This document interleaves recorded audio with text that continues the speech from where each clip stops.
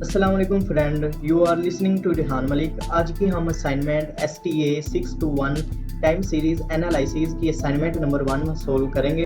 इस असाइनमेंट में हम दो मेन अहम क्वेश्चन नंबर 1 और क्वेश्चन नंबर 2 सोल्व करेंगे। क्वेश्चन नंबर 1 में हम लीस्ट स्क्वायर मेथड और क्वेश्चन नंबर 2 में यूज स्टैटिक्स सोल्व करेंगे। हम इन्हें स्टेप बाय स्टेप सोल्व करेंगे ताकि आपको फुल मार्क्स गेन कर सकें, कंप्लीट मार्क्स 20। चलें हम असाइनमेंट की तरफ आते हैं। 4 में ही इसकी लास्ट डेट है और इसके अलावा इन्होंने कुछ अहम इंस्ट्रक्शन दी हुई हैं कि ये आपने फॉलो करना लाजमी है।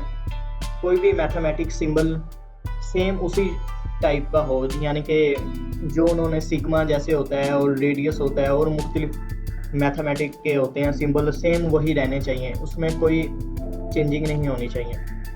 मैंने तो इस असाइनमेंट को MS वर्ड में जो इक्वेशन होती है ना उसके ज़रिए सोल्व किया है। अगर आप ये मेथड नहीं चूज़ करना चाहते तो मैथ टाइप ऑनलाइन डाउनलोड कर लें, उधर से आप मुख्तलिफ किस्म की इक्वेशन वगैरह ना यूज़ कर सकते हैं। और इसके अलावा इसमें बताया हुआ है कि मार्क्स प्लेजियरिज्म नहीं होना चाहिए, कोई कॉपीराइट नहीं होना चाहिए, कोई AI से नहीं यूज़ करवानी चाहिए किसी भी किस्म की सोल्यूशन वगैरह। चलें हम क्वेश्चन नंबर 1 की तरफ चलते हैं। इसमें हमने डिटरमाइन द ट्रेंड लाइन यानी लीस्ट स्क्वायर मेथड फाइंड कर, ये इसका इन्होंने टेबल दिया हुआ है। ये अब हम चलते हैं क्वेश्चन नंबर 1 के सोल्यूशन की तरफ। y is equal a plus B X, Y equal a plus B X trend line की इक्वेशन है। 1999 को एज अ सेंटर ओरिजिन हमने लिया है। इसमें हम टेबल 1 में टेबल X में जो है वैल्यू ईयर्स की वो लिखनी है और प्राइस Y कॉलम 2 में लिखना है। और इसके अलावा x माइनस x 99 को हमने इस कॉलम में लिखना है और उसका x स्क्वायर जो हमने है वो इधर लिखना है।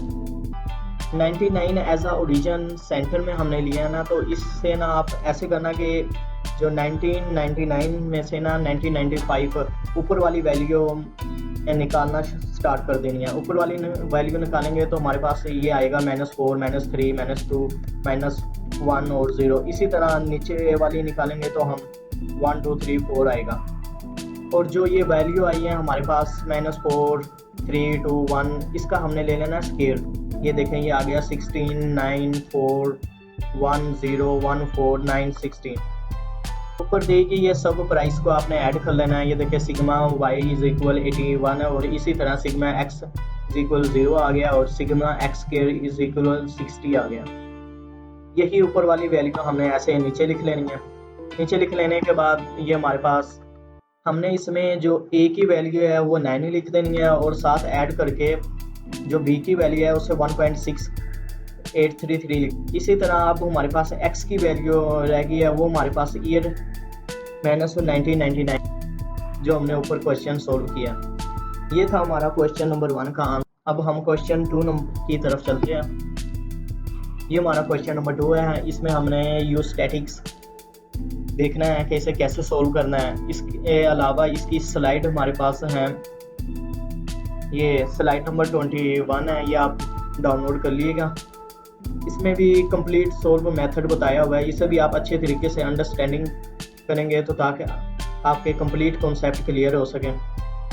ये देखें इन्होंने अच्छे तरीके से बताया हुआ है कि सब असाइनमेंट का सॉल्यूशन।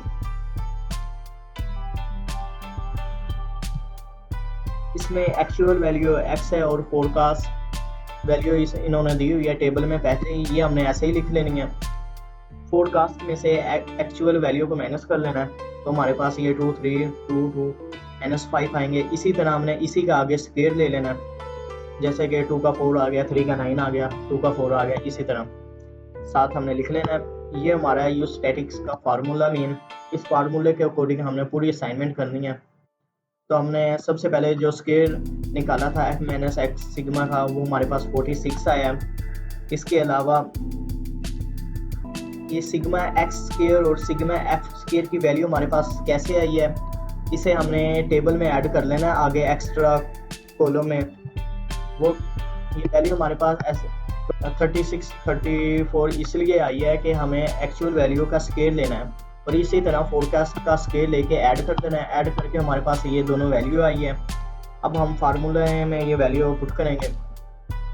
वैल्यू पुट करने के बाद हमारे पास जो ऊपर वाली वैल्यू है हमारे पास थी 46, ये हमारे पास आ गई 46। इसी तरह नीचे वाली वैल्यू है, ये दोनों वैल्यू हमने जो स्क्वायर रूट का मैंने बताया था, ये दो वैल्यू x1 एक्चुअल वैल्यू और फोरकास्ट की वैल्यू इधर आ जाएगी। हमें स्क्वायर रूट लिया तो 6.7823 आंसर आया और इसी तरह नीचे वालों का स्क्वायर रूट लेके ऐड कर दिया और ये था हमारा फाइनल आंसर। ये हमारा आंसर डिवाइड करने के बाद 0.0557 आया है। क्योंकि वैल्यू 0 के बहुत करीब है, इसका मतलब ये है कि हमारा फोरकास्टिंग मॉडल हाईली एक्यूरेट है। तो ये था आज का सोल्यूशन। उम्मीद है आपको स्टेप बाय स्टेप इस पूरी असाइनमेंट की अच्छे से समझ आ गई होगी।